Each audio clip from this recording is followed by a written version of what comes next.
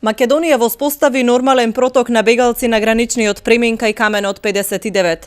По вчерашното отворање на границата нема застој на луѓе на грчка страна.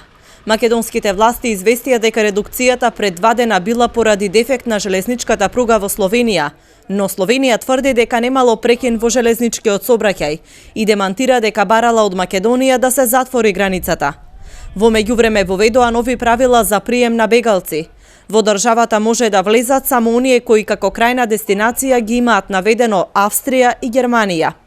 Од друга страна пак и Македонија бара бегалците да имаат наведено на потврдите што ги добиваат во Грција, во која земја ќе бараат азил, а од денеска такво барање има и Хрватска. Затворената граница беше причина вчера попладне во транзитниот центар Винојуг да дојде во посета делегација на УНХЦР од Женева.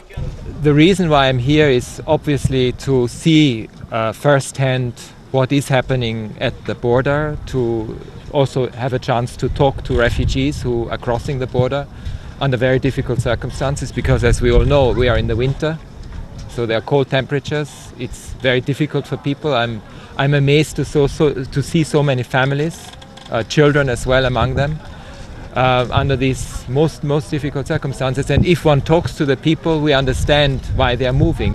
Представниците на УНХЦР се задоволни од функционирањето на прифатниот центар, но апелираа за поголема соработка на регионално ниво. Според нив Македонија завршила голема работа во прифаќањето на бегалците, ако се има предвид дека минатата година низ земјата поминаа околу 700.000 бегалци.